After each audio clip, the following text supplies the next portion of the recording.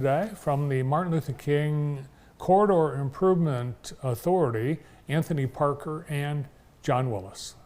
Welcome to the show. Thanks for having us, Bart. Yeah, thanks for having us, Bart. Good to be here. Yeah, great to have you here. So I know people are familiar, but there's probably some who don't know that we have a Corridor Improvement Authority dedicated to the Martin Luther King Jr. Neighborhood, and it's fairly new, isn't it? It is. It's fairly new. We've actually been, it's about 2 years now. Mm-hmm. The first year we were really kind of getting our feet underneath us and kind of getting our arms around what it is that we were trying to accomplish. And so here it is 2 years later, and we're starting to see things are starting to happen. Nice. Well, I think two of the most visible have been the sculpture installations at the roundabout and at the Equality Trail.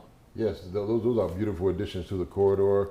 The power of the people, the tower of people when you come in. At first you see the people standing on each other's shoulders, just lighted at night, right at the roundabout at Morrell and MLK. And then you have the two additional sculptures right there, just at the beginning of the trail there. So if you notice, Bart, we've also done some cleanup stuff. We had a community cleanup day. So we removed some trees, removed some things that were just unpleasant, cleaned up some blight, and got it looking a lot better now. Trying to prepare that, kind of preparing the canvas to attract businesses to the development area. The city's appropriated $4.5 million to that area, so we're starting to see some implementation of what we've been doing now. As the chairman said, we spent our first 2 years a lot of groundwork, getting our TIF, tax increment financing, and different things set up, getting the boundary set up. The MLK corridor goes on MLK Drive from Franklin Street to South Street, and goes up High Street from about South Jackson down to about the Elnora Mormon Center, Prospect Street from 4th Street up to Cooper and down around Cooper a little bit. So it's a pretty huge area. Yeah, it's not just MLK Drive. Right. Correct. It's surrounding areas that kind of encompasses that whole area that John just described there. So $4.5 million sounds like a lot of money until you start putting price tags on some of the things you'd like to accomplish. That's exactly right. I mean, $4.5 million. I mean, absolutely, we're happy to get the $4.5 million.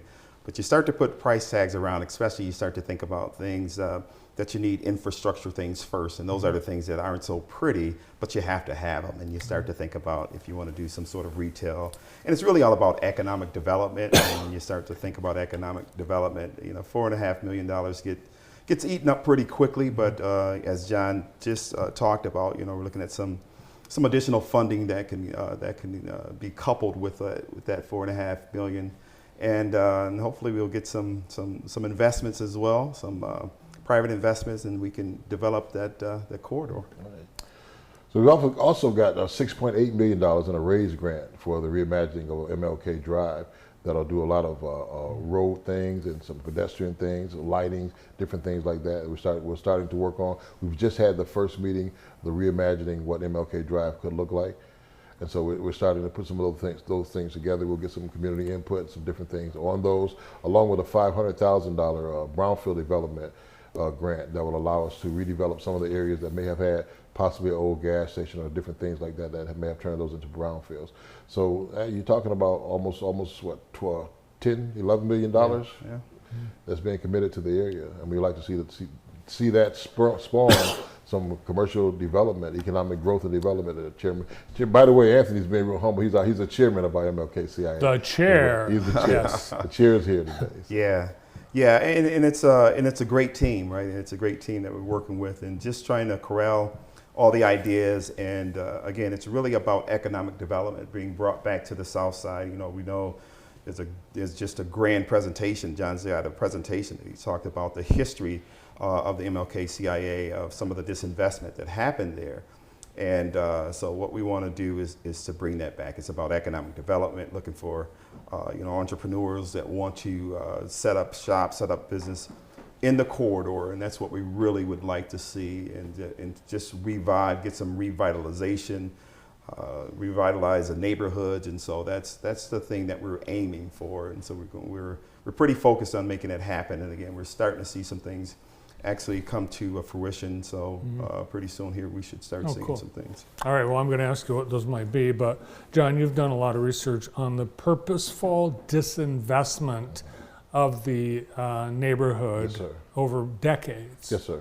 So it's going to take some purposeful Right. reinvestment. Yeah, you have to be very intentional, and sometimes people don't always understand, well, why are they investing so much in this area? And it's because there was an intentional disinvestment that happened that affected the community greatly. And the actual total number, Bar, is close to around $42 million in lost equity to that community.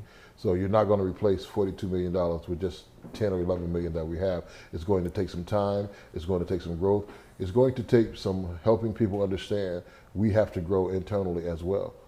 In order to do that, we need to be able to support those businesses and give them the ground floors that they need to get a chance to do the things that were taken away from them for many, many years. So it's going to take a process, and we're willing to work through that process and get it started. But what's important right now is that we're starting to be able to see implementation of some of the programs that will help set that economic development in place that he was speaking about. One of the things we have is this coming Monday, October 30th, the Small Business Resource Fair. Starting at 3:00 p.m. at the Martin Luther King Center on Monday, we're bringing all types of resources to the community center that these businesses can come in and take advantage of the resources that are offered to them.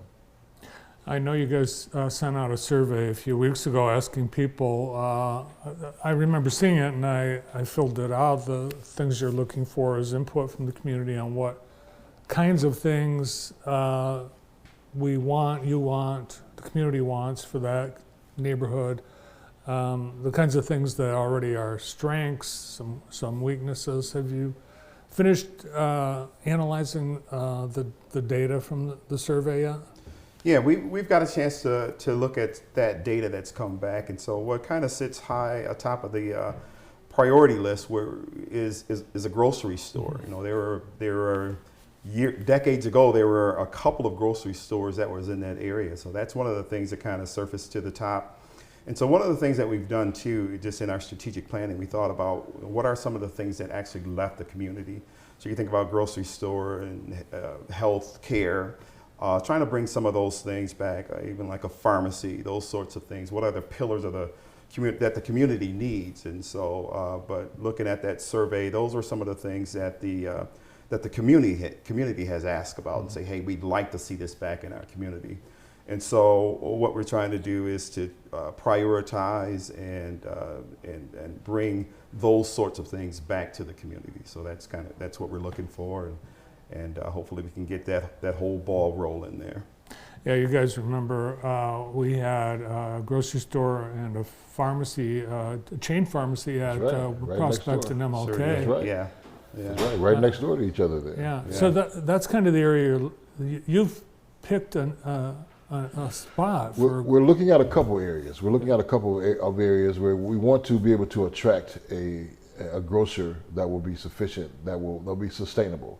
So we don't want to just bring in something that doesn't provide the fresh food, doesn't provide the things that we need, or something that's just a fly-by-night. Well, if we brought in a grocery store, Bart, and it ran for 3 years and it shut down, that would be a loss. So we're trying to bring in a sustainable grocer. So we're looking at different areas within the corridor that will be sustainable. So as we're working with the grocers, whatever we need to do to attract them, the number one thing on the survey that Chairman Parker mentioned was grocery store. That's one of the things the community said that's the number one thing of most importance to them. So whatever we have to do to bring the best quality grocery store to the area, that's what the corridor is working to achieve. Yeah, and I would just say too, just to add on, and it's also, we've looked at several spots, John just mentioned, but we looked at several spots, but they all are within the corridor. And you mentioned sustainable, what's the most sustainable, what makes the most sense, and the other thing is attraction. So we want to bring in a grocery store that's going to attract people from not just in the corridor, but the surrounding areas as well. And we want it to be, he had mentioned fresh fruit and fresh vegetables. I think that's something, you hear about food swamps and food deserts. And we want to make the community, we want to make it on that side of town, on the south side of town, that we'd have some good, viable, fresh food, fresh vegetables, wholesome foods that's in the community, not just your chips and dip, that sort of thing.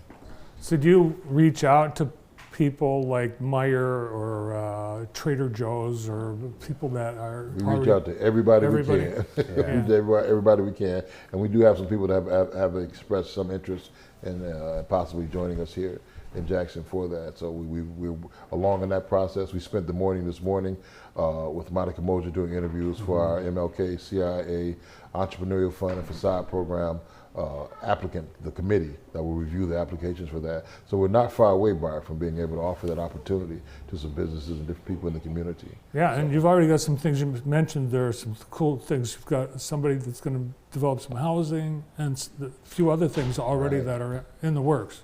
Yeah. There are lots of things that's going on. That's being it's kind of in the background right now, but it's being developed as we speak. And so we'd like to see, again, not only the economic development side of it, also some housing that would take place, some viable, affordable housing that would take place in the area as well.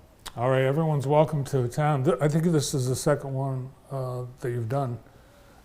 Next one's coming up on October 30th. Yeah. 30th. This is Monday. 3 to 5:30 3 to 5 p.m. Yes, sir. Halloween Eve. A lot of business resources there, Bart. A lot of startup businesses and people there. So if you got some resources and they haven't reached out to you, come on out and visit us. Yeah, that is, and I'll just say, pile on. That's a great opportunity for entrepreneurs who want to start a business. It's going to be I'd say a plethora of resources out there where they can reach out, from A to Z, that they can help them develop business plans and some technical assistance and things of that nature that some businesses may not think about. So if you're out there and you want to start a business and you're looking at starting a business, or even if you have a business and like to enhance that business, grow that business, it's a great opportunity for you to come to that resource fair and network with a lot of people that can help in different areas. Great. Thanks for putting this on. I look forward to attending myself.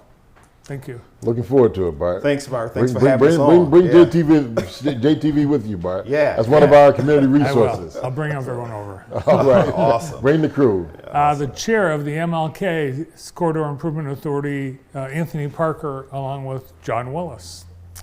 Up next, we've got a cool property